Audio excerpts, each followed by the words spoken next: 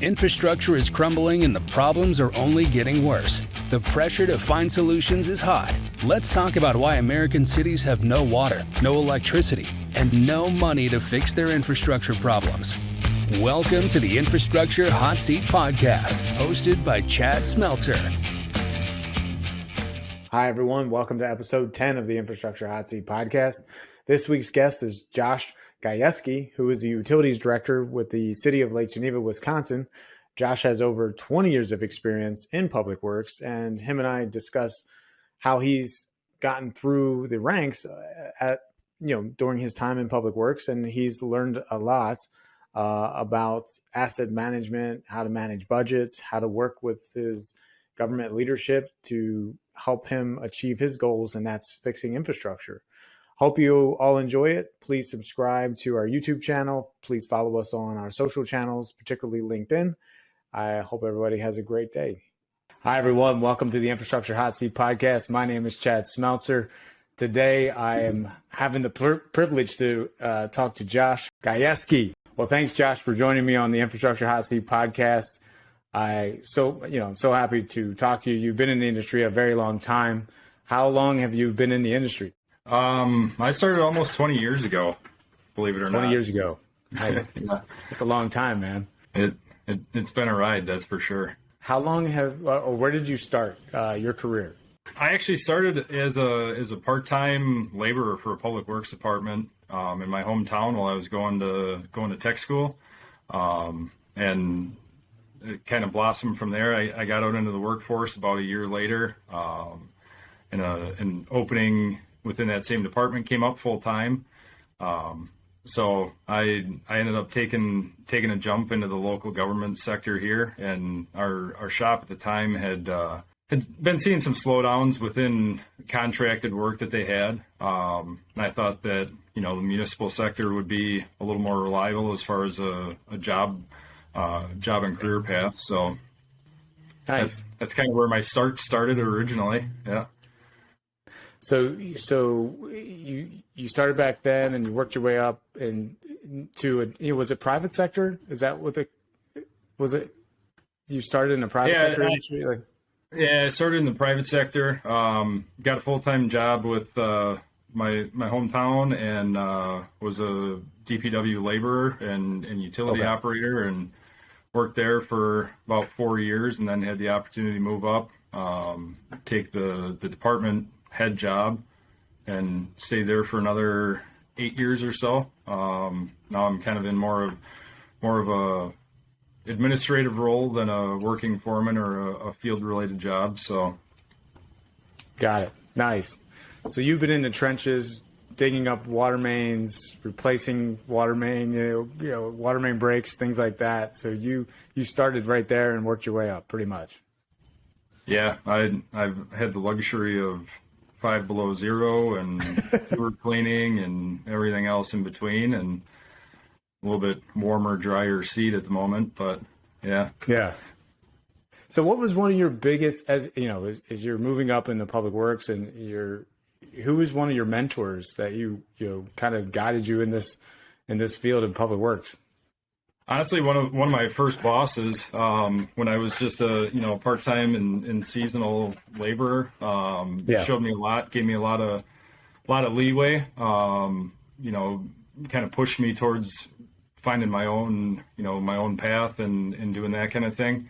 At the time, my coworker was, and eventually turned into my boss. So learned a lot from both of those guys. And honestly, just over the years, picking up, strategy from various, local municipal guys and what they're doing and how they're solving their problems and that kind of thing. Got it. So what was one of your biggest challenges when you started? Well, at the time I was 22 in a field full of guys that probably could have been my dad. So, no offense to them, but I was in on things kind of before there was the great retirement and that kind of deal. So, it was a learning lesson when I took the middle management kind of position. I had admittedly zero idea on how to supervise people, how to really interact with people in an effective manner that, they could help me and I could help them and all that kind of stuff. So, just learning as you go, I guess, in the grand scheme of things. It was a rude awakening and kind of a challenge and rewarding all at the same point in time. That's funny you say that, because I started in public works when I was 15. Worked for my dad at this small town in Wrightsville, Pennsylvania, and he ran a water and wastewater facility, and that's how I first got into it. And he throws me in this sludge tank. I didn't know what the hell a sludge tank was, pardon my French.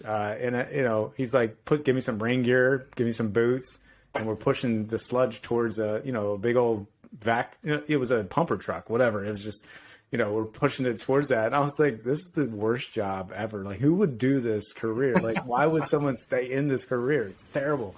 And then here I am, as a salesperson, I got out of that and went into infrastructure doing sales for sewer infrastructure. But man, back then I was like, this is not fun. Like, I wouldn't want to stay in public works. The painting the curbs was maybe worse than pushing sludge, yellow paint and stuff like that. That was terrible. So, as you've moved up through this, how do you handle, now you're in a leadership role, and how did you develop the leadership skills that you have now? How did you get to the point where you are, like, as far as leadership, and how do you manage people? I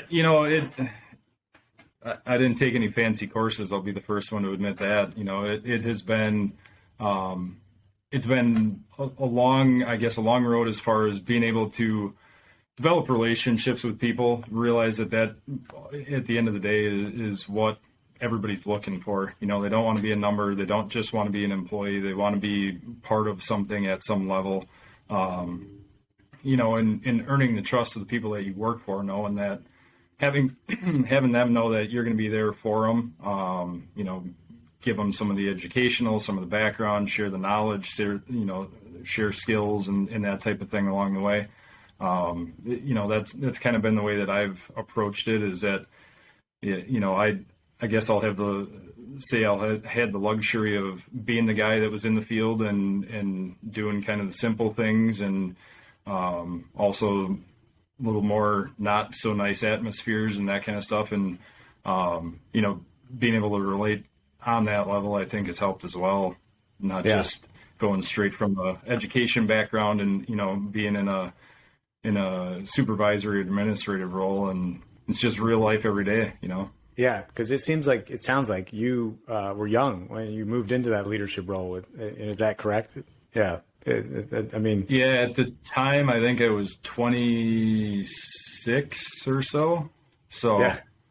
Didn't have a huge department to take care of, but at the same point, it was enough, So did you have to manage older, employees?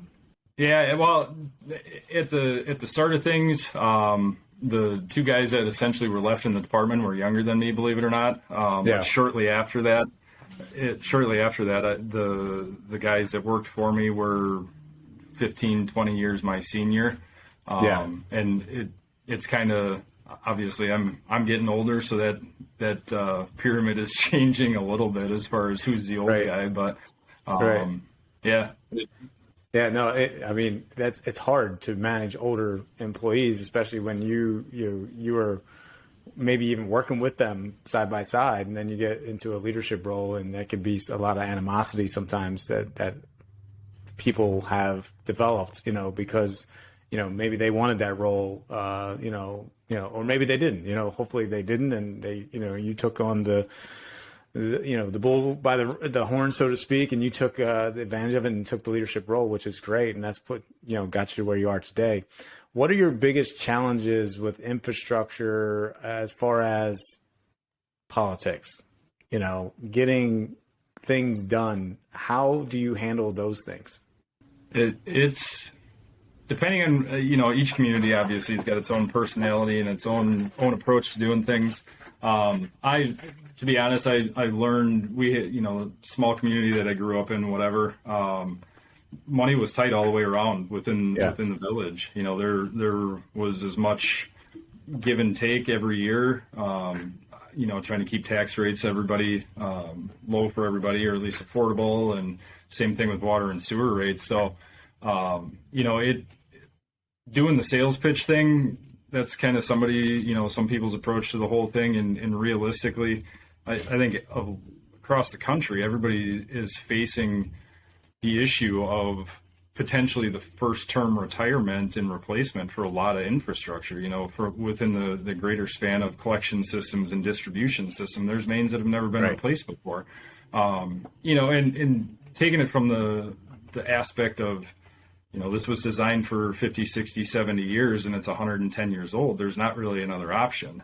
I think has been, it's a little scary sometimes for board members and the alders and trustees and stuff like that. But there's a lifespan to all this. And, to me, the black and white aspect of it is there's not really another option. The only other option is we're going to have failures, and then you're going to be spending, more money on repairs and maintenance kind of thing than it would be trying to get ahead of the curve. And I don't know that anybody's officially ahead of the curve at this point with infrastructure, but definitely. Definitely not. Yeah, everyone's more reactive. So that kind of goes to my next question is like, you seem like a more proactive guy. Now, a lot of cities were in reactive mode. I mean, it's still hard to get out of reactive and into proactive. How do you handle transitioning from reactive to proactive? I think that's one of the biggest struggles you probably have to deal with.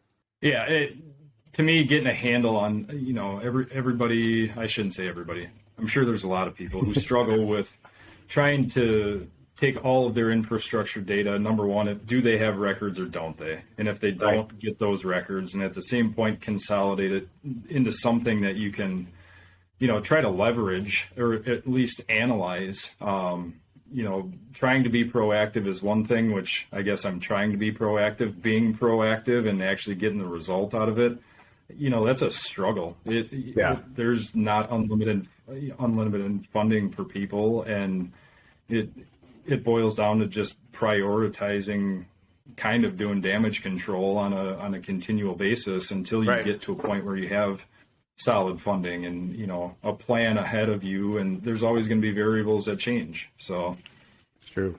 Yeah. How do you handle the budget constraints that you're under? I mean, like you said, you only have a certain amount of budget money to distribute to the system. How do you make that decision? It's tough. Taking into account, here we've got superintendents, one on the water utility side and one on wastewater, taking a lot of their input in. They know better than I, on the day-to-day O&M side of things, what's coming up, what isn't. Also taking the field, opinions and that type of thing from the field. Because again, they're in it and on it every single day. But ultimately making the decisions is kind of based on being able to set up some sort of, revolving maintenance program, revolving capital project, trying to get more infrastructure, more new infrastructure in the ground, stuff like that. Yeah. And every budget year is always exciting to figure out, where the holes are and where you got to stick your fingers for 6 months, 12 months, 2 years, what have you, and organize not only that, but with other departments. So. Yeah, no, it makes sense. So then I'd assume, when you go to council, you have to try and champion the things you need. How do you, because I don't get to ask a lot of public works directors how they actually interact with their council. Like, how do you push what you need to get done in public works? How does that work for you? Sometimes good, sometimes not so good. It's a tricky answer or tricky question. I get it. So yeah, again, back to the relationship building piece of the thing. Not only your employees, but the same thing with electeds and appointeds and all that within communities is everybody digests information differently. If you present hard numbers to somebody, that might be their thing. And if you present graphs and charts, that might be somebody else's thing, or they may need to see, a live stream video of the area that you're looking at putting water main in. And trying to cover all of those so that everybody gets the information that they need. Ultimately we're just temporary stewards of what we have going on. Right.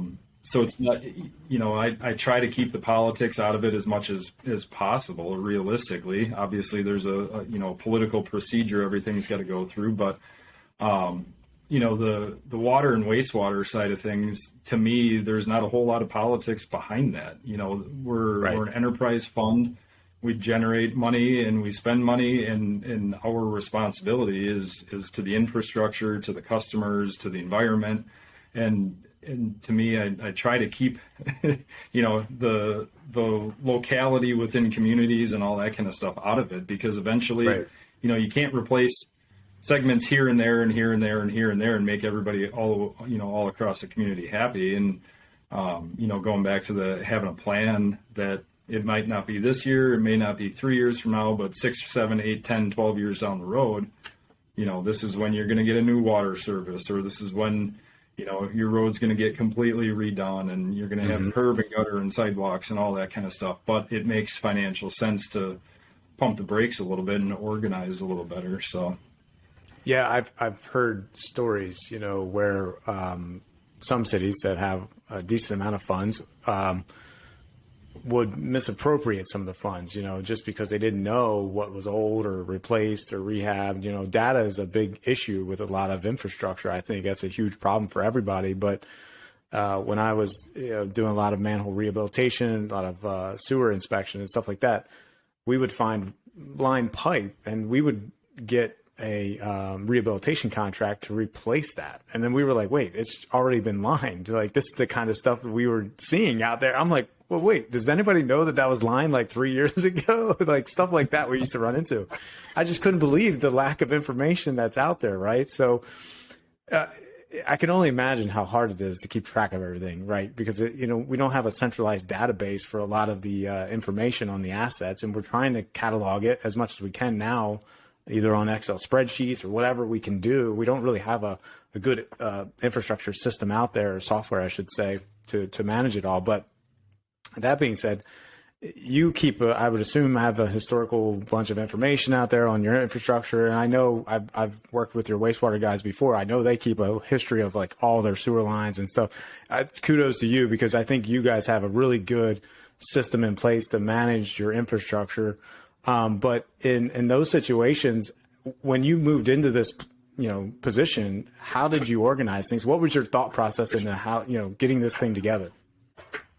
Yeah, I started here almost 6 years ago, I guess, and we've got a GIS system like you referred to. The majority of our infrastructure is loaded onto the GIS. There's a lot of stuff, once you have an asset like that, though, there's the homework that goes along with keeping up with it over the years. Has the pipe been lined? Has the manhole been grouted? Have you changed castings? Is it, all those things you need to keep up on.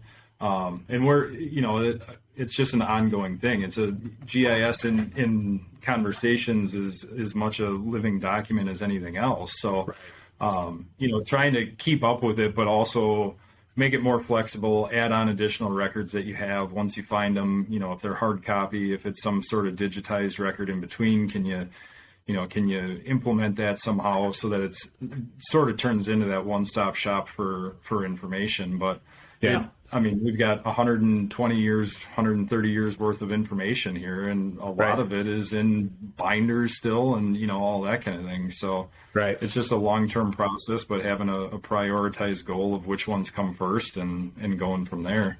Yeah. No, that's a great approach. I mean, that's what you can do with what you have, right? That's where we're at this point.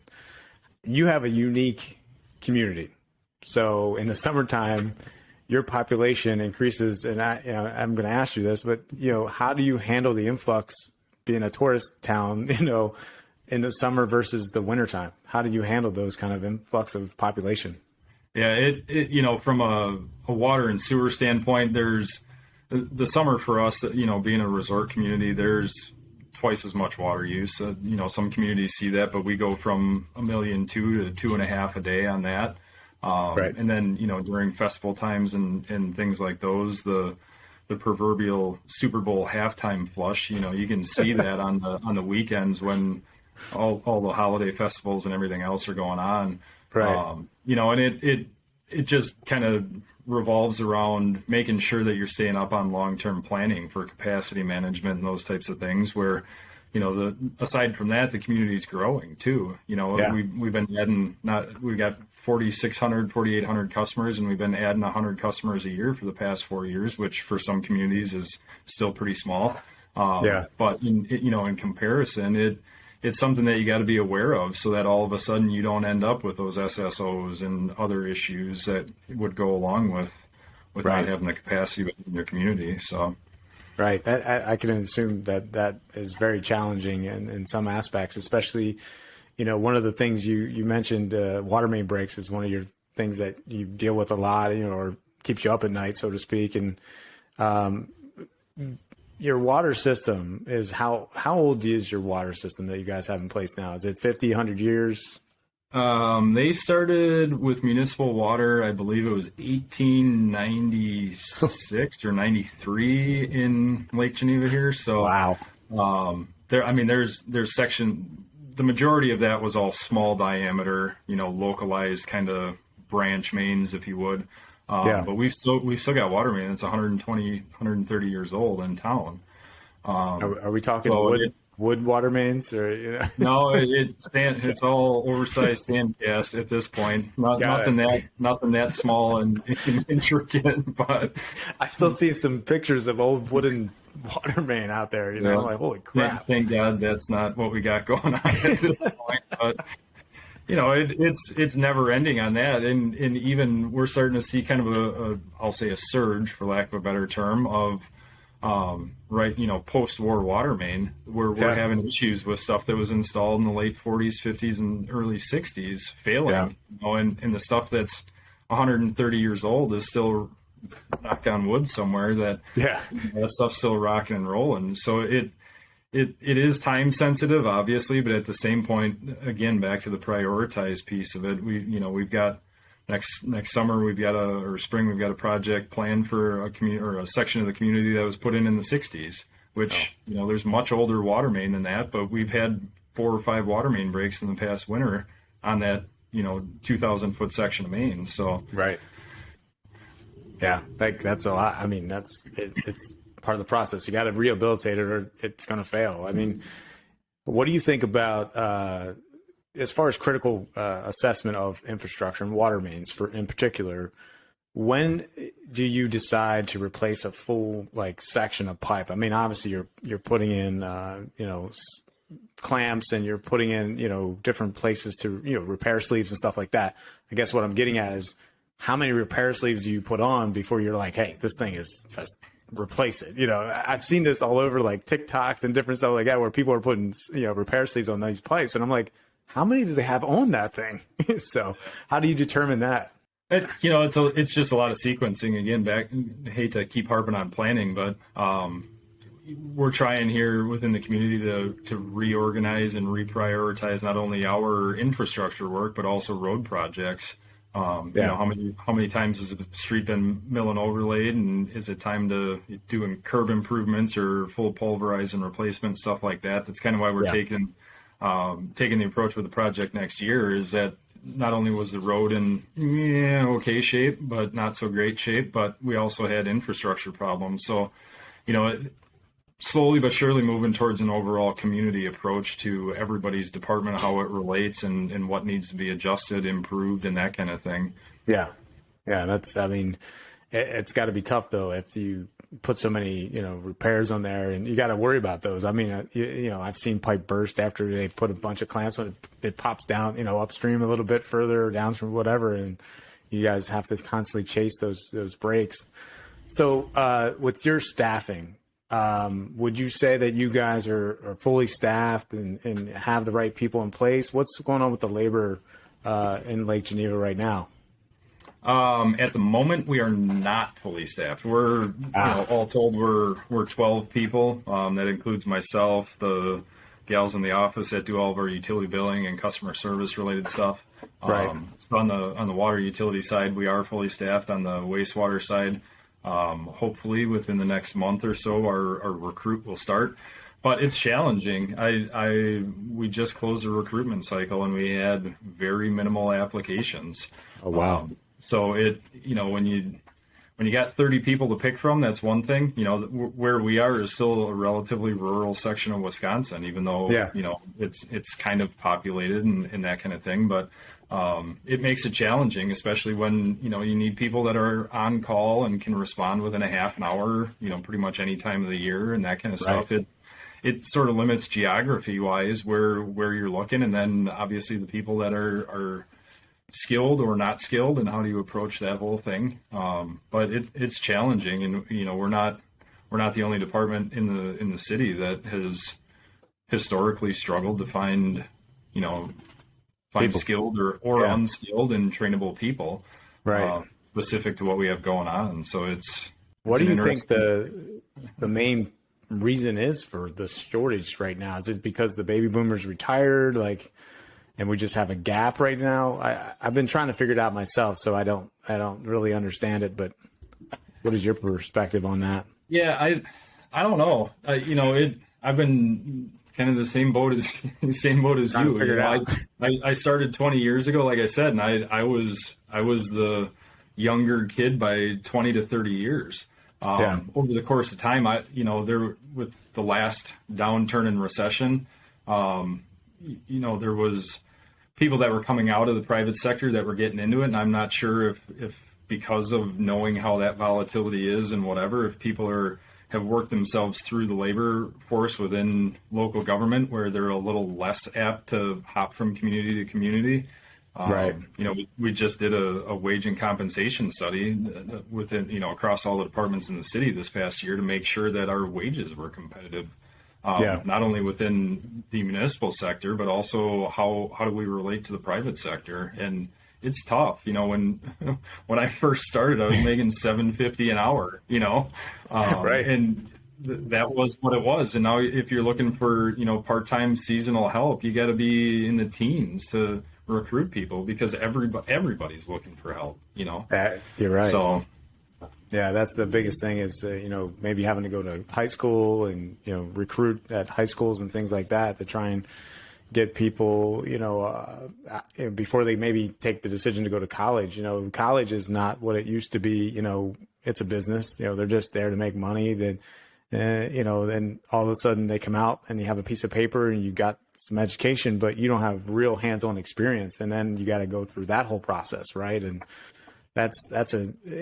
for you, that's tough because you can have a college graduate come right out. Great. You have all this education, but you have no idea how to do what we do. And that's dig holes and fix pipe and stuff like that. That's a lot of experience where you need to know, or you can get hurt. Right. So that's the other thing is people don't think about is the dangers that we do in underground trenchless and stuff. So, with your team and the way things are in Lake Geneva, what do you see in the future for you and the community and what you guys are doing down the road? That's a big question. It's a hot seat question. There's a lot of change going on, within the community. Staffing, age of staffing, what people are looking for in jobs, what the community's looking back at, the municipal sector to provide them with the public service. Like I said, we're still growing, and that's ultimately, I'm not a longtime resident in Lake Geneva, but the tourist season and rolling the carpet up after Memorial Day or Labor Day, just isn't happening anymore. And it's a year-round community with lots of people, lots of tourism, and the neighborhoods are changing and that kind of thing. So a lot of new infrastructure. I guess what scares me about that is at some point in time, all that new infrastructure is also going to have to be owned and maintained and replaced. And what that means, hopefully the generation behind me, as far as who's going to be in charge of replacing that. But it's communities are growing all over Wisconsin, all over the country, obviously, and they're having to deal with the same thing. So hopefully good things, but I think there's going to have to be a significant amount of if there ever is a plateau or at least a slowdown to what's going on, to kind of stop and turn around and take a look back and see, okay, now what do we have to change to make sure that 5 years, 10 years from now, we're not caught behind it again. Right. So, right. Yeah. And that's important. But still a big question. Yeah, it's a loaded question for sure. We got a little bit of time left. Contractors and engineering firms, and you deal with and you work with a lot of contractors and engineering firms. What has been your biggest challenge with that as you work with different outside, companies? At the moment, supply chain problems. Supply chain. Everybody's dealing with it, but that has become something where, even in the past 10 years, people used to stock parts, and you could call up your vendor and say, hey, Chad, I got XYZ pump and I need a new impeller for it. Well, now it's okay. Well, we'll see you in 12 weeks. Well, what do you do with that? Wow. So wow. It's tough on that.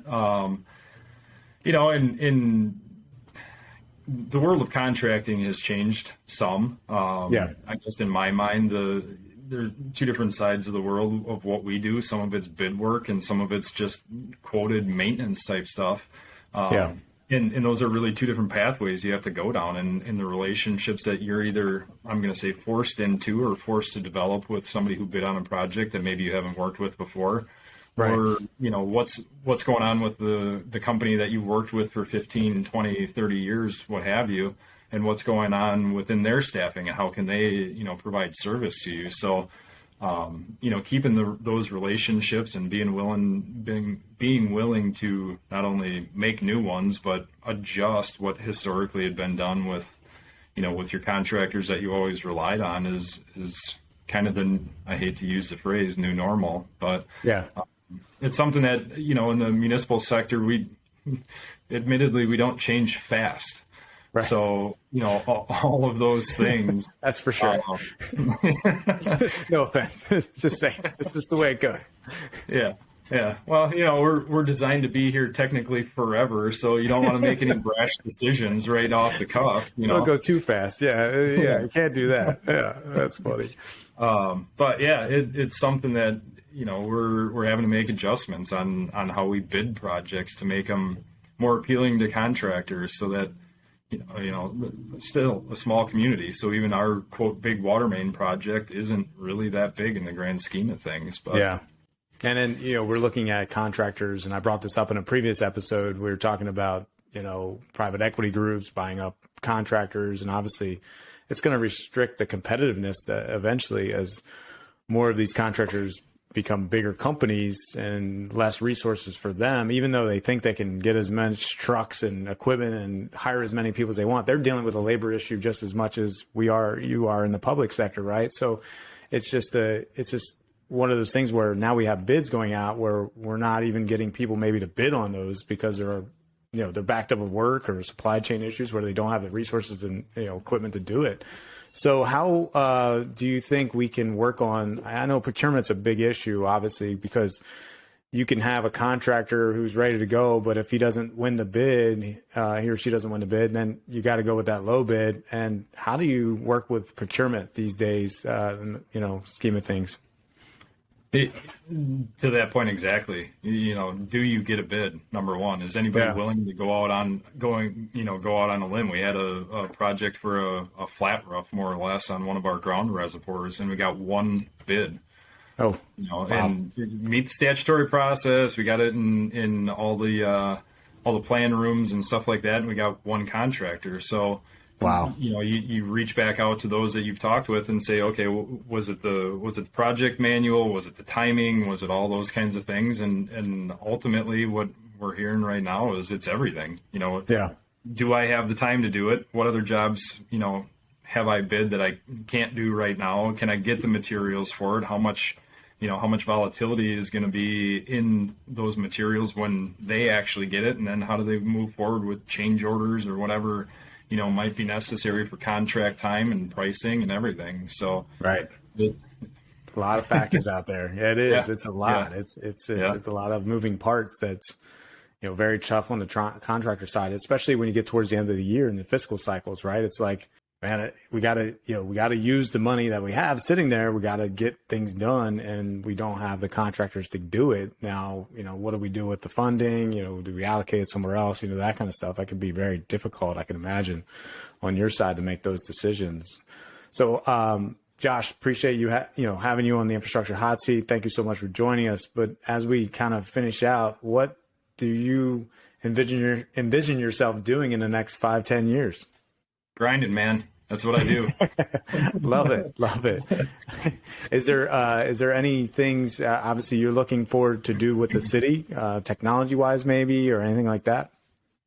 Yeah, I mean, we're trying to, for lack of a better term, catch up to the private sector and all those types of things with technology and implementing it. And at the same point, our workforce is changing in demographics to the point where most of our employees now grew up with computers, where 15, 20 years ago, that wasn't really the case. So, it's interesting. There's lots of different departmental initiatives that we got going on, and hopefully we can string them all together and wrap a big rope around them and push forward as a group and as an organization and make some good movements moving forward for the community. Yeah. Do you feel that the community is obviously moving in that direction? They want to move in that direction? Yeah, I think for the most part, everybody's on board. They realize what streamlining can be done with digitizing records and workflows and all that kind of stuff. And it takes time to get out of the, I don't want to say it, but paper and pencil and straight up spreadsheet world into something that's more of an automated software platform. And it takes time, and it takes people willing to push it forward. But I think generally that's where we're headed. Yeah, no doubt. And it looks like you're going to be leading the way for Lake Geneva, and it's an awesome place to be. They got a great guy, you're taking things by the, seriously, like it's a tough job. It really is. It's a tough job. Nobody, you're dealing with the political side as well as your team. You're trying to manage it all. It's not easy by any means. So kudos to you for, taking the water and sewer systems, utility systems of Lake Geneva and just making it a better place. That's really what you're doing for the community. And thank you so much for doing that. It's awesome. And to that being said, is anything else you want to put out there? And appreciate the time and opportunity.